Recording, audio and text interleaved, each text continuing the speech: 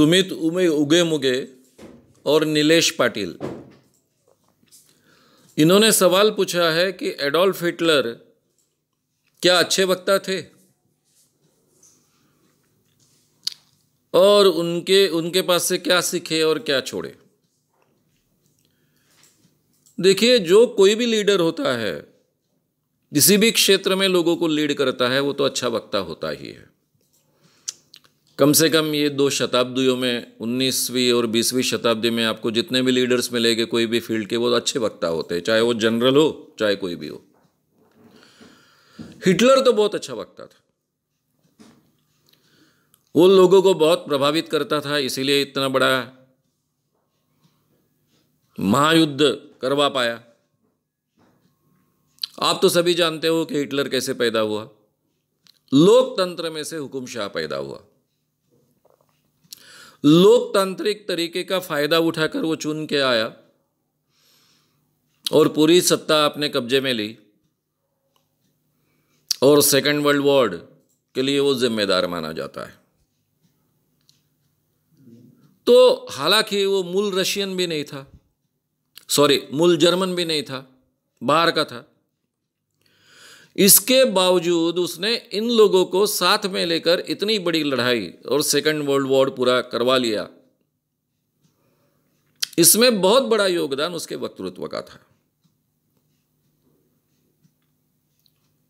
वक्तृत्व में एक प्रकार होता है, लोगों को भावनाओं में बहाओ, उनको भड़काओ और फिर कुछ करने के लिए उनको प्रवृत्त करो। इसको साइकोलॉजी में लॉ ऑफ डोमिनेंट अफेक्ट का उपयोग करना ऐसा कहते हैं। जब भी कोई व्यक्ति भावना में बह जाता है, उसकी भावनाएं भड़काई जाती है, निगेटिव भावनाएं बड़े पैमाने पर भड़कती है, उस अवस्था में वो हाईली सजेस्टिबल होता है। और ये भावनोत्कट अवस्था में, इमोशनल अवस्था में उसे जो भी कहा जाए वो स्ट्रांग सजेशन जैसा काम करता है और वो अमल में लाया जाता है। तो हिटलर ने प्योर आर्यन रक्त, ब्लड, हम जर्मन्स प्योर आर्यन हैं और ये ज्यूज है, उनको हमें नष्ट करना है, उन्हीं के कारण हमारी सभी समस्याएं निर्माण हुई है। ये टेक्निक का वापर कर कर उनके मन में ज्यूस के प्रति द्वेष निर्माण किया।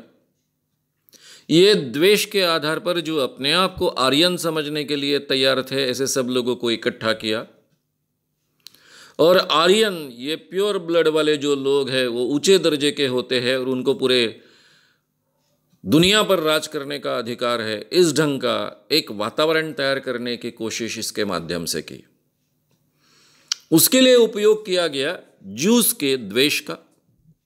इस द्वेष के आधार पर भड़काया गया, आर्यंस के नाम पर एक सबको इकट्ठा किया गया और ये इकट्ठा शक्ति का उपयोग अपना उल्लू सीधा करने के लिए हिटलर ने किया। अगर किसी कारणवश हिटलर का अगर विजय होता तो पूरे यूरोप पर और जाने अनजाने में पूरे दुनिया में बहुत बड़ा राज उसका खड़ा होता।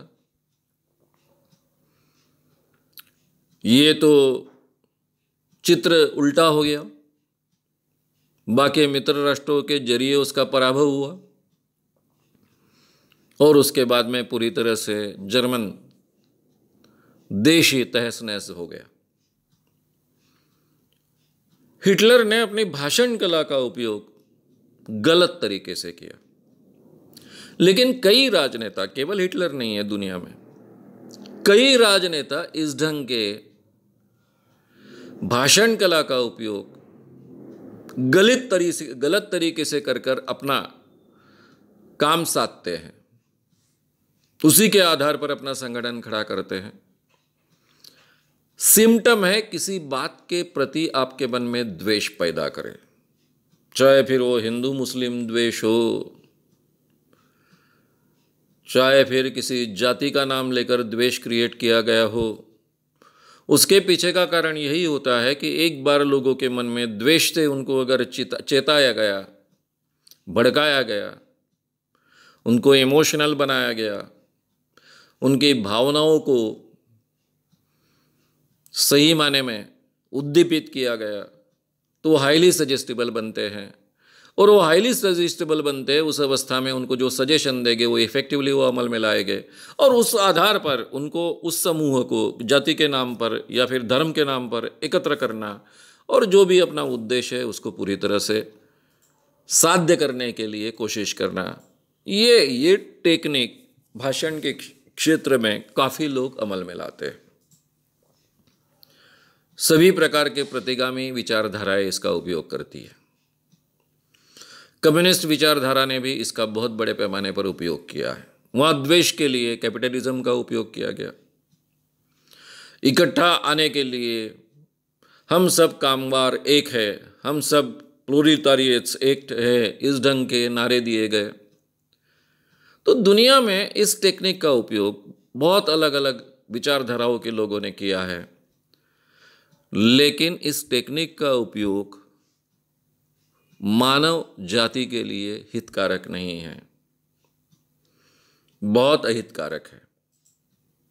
इस टेक्निक का उपयोग किसी भी जिसको ऐसा लगता है कि इंसान ने बेहतर इंसान बनना चाहिए, उस व्यक्ति ने नहीं करना चाहिए।